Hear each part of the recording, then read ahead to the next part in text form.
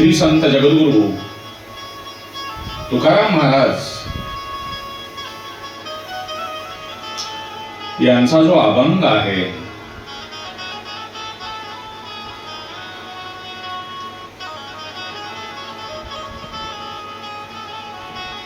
परमार्थिक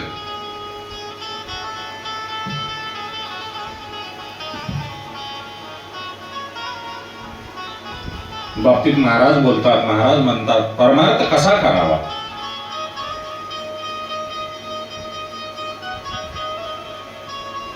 त्यावर महाराजांचा सुंदर अभंग आहे. आजकाल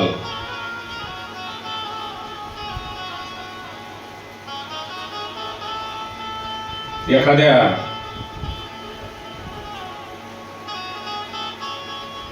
सप्ताहामध्ये कीर्तन ठेवायचे म्हटल्यानंतर त्या गावकरी मंडळींना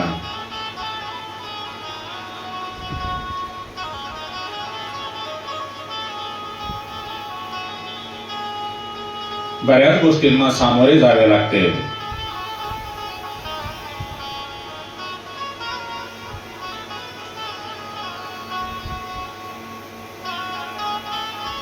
त्याचे मी काही विश्लेषण करू इच्छित नाही, परंतु आपण मूळ मुद्द्यावर म्हणजे महाराजांनी जो गाथा घेऊन ठेवलेला आहे आपल्या सर्वांसाठी, सर्वांच्या कल्याणासाठी,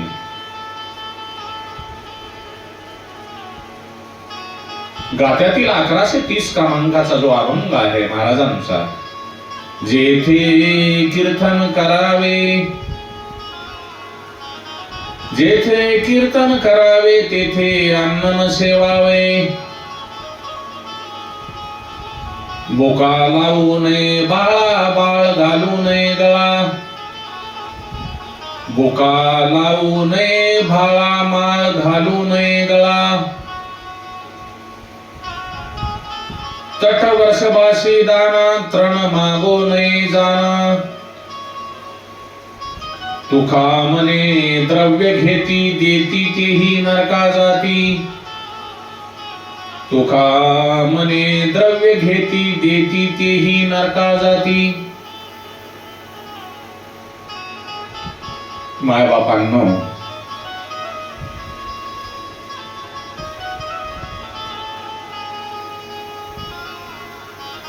प्रपंच करून परमार्थ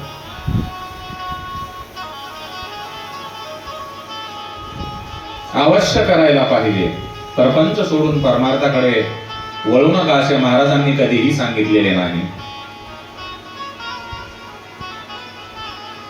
परंतु काही गोष्टीमुळे, मी फक्त काही गोष्टी म्हणतो, काही गोष्टीमुळे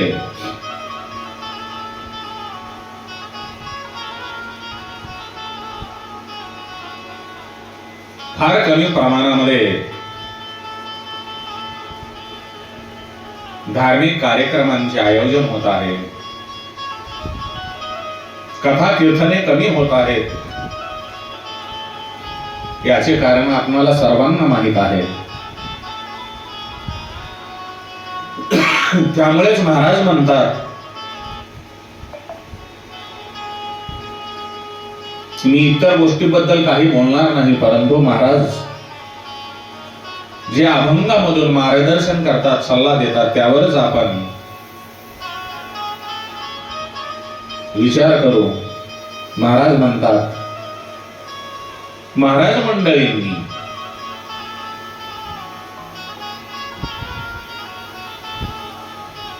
ज्या ठिकाणी कीर्तन केले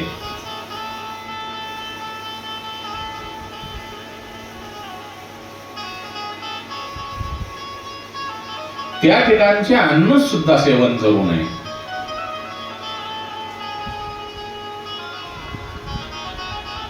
कीर्तनामध्ये उभे असताना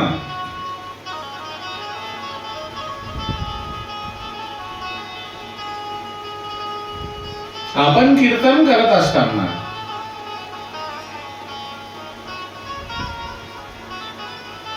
बरेच ठिकाणी मंदिरामध्ये महाराज मंडळी ज्या वेळेला कीर्तनाला उभी असते त्यांच्या समोर पंढरीच्या सावळ्या पांडुरंगांची आणि माता रुक्मिणी देवी यांची किंवा हनुमानजी महाराज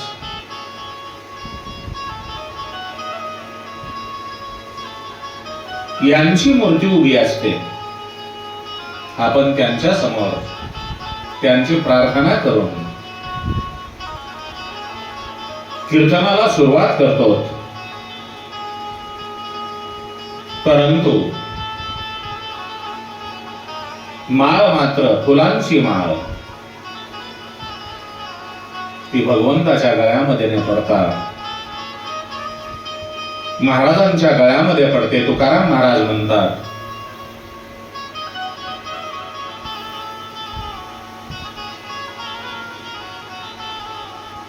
कीर्तन करत असताना फुलांच्या माळा सुद्धा गळ्यामध्ये घालू नये.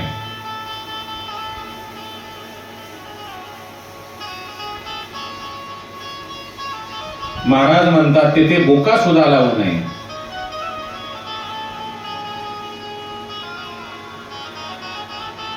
ज्या ठिकाणी आपण भगवंताच्या नाम संकीर्तनासाठी गेलेलो आहोत त्या ठिकाणी आपला कोणत्याही प्रकारे स्वार्थ साधला जाऊ नये. याकडे बारकाईने लक्ष द्यावे. कारण ते परमार्थाला बाधक आहे.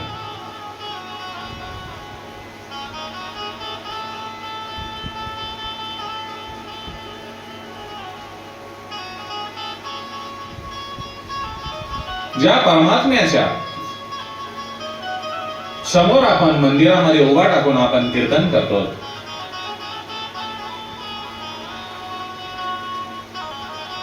तोच तो फुलांचा हार आपण पांडुरंग परमात्म्याच्या किंवा हनुमानजी महाराज यांच्या गळ्यामध्ये घालून त्यांच्या चरणांचे नाम संकीर्तन करून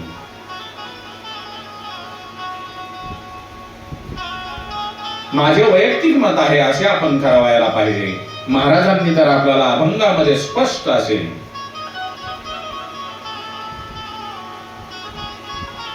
निर्देश दिलेलेच आहेत.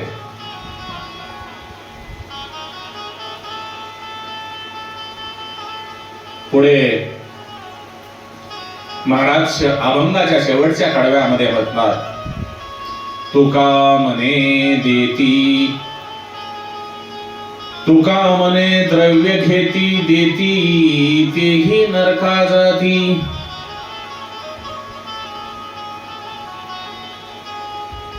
कीर्तन संपल्यानंतर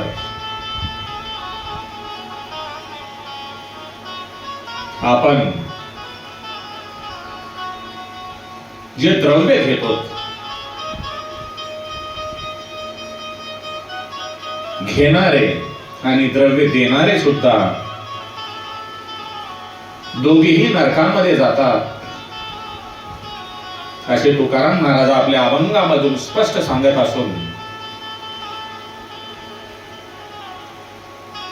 परमार्थ करा, परंतु परमार्थ करत असताना काही विशेष गोष्टीकडे लक्ष द्या. कारण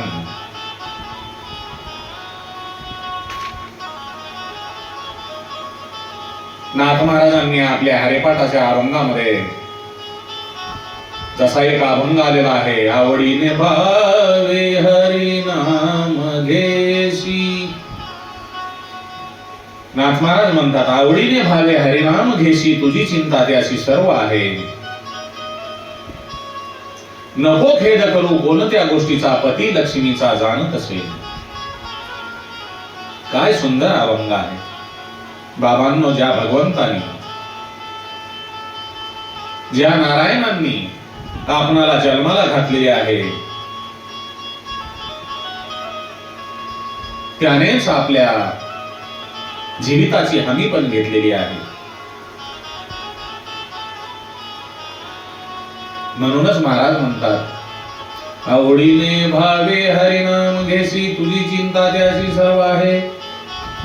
आपण फक्त भगवंताचे नाम संकीर्तन आवडीने करा, परमार्थ करा. आणि आपणाला जेथेही जावयाचे असेल,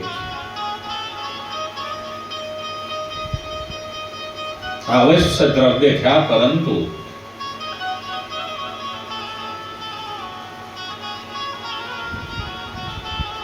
तुम्हाला जेथून तेथे कीर्तनाच्या ठिकाणी जावयाचे आहे आणि तेथून आपल्या घरी गावी परत येण्या इतपत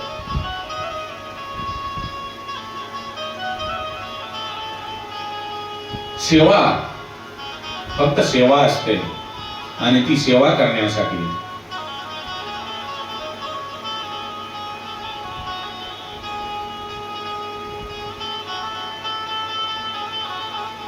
आपण महाराजांनी जे मार्गदर्शन केलेले आहे त्याप्रमाणे जर आपण वागलात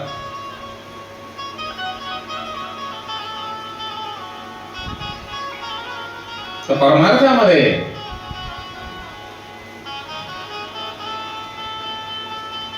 नक्कीच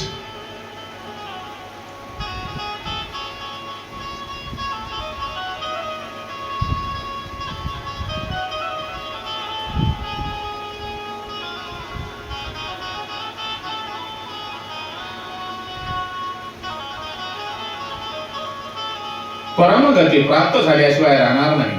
आदरणीय राऊत बाबा महाराज सुंदर एकदम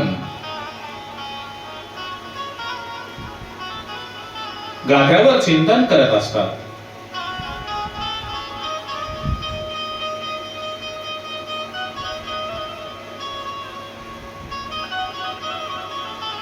महाराजांचे कीर्तन हे गाथ्यावरचे उल्लेखनीय असे होत असते आणि ते एकदम खोचक अशा शब्दांमध्ये आपला स्पष्ट मताचा अभिप्राय म्हणतात. आपण सुद्धा महाराजांनी जी घालून दिलेली गाईडलाईन आहे त्याप्रमाणे आपण वागण्याचा प्रयत्न करावा. राधे राधे. राम कृष्ण हरी, राम कृष्ण हरी, राम कृष्ण हरी.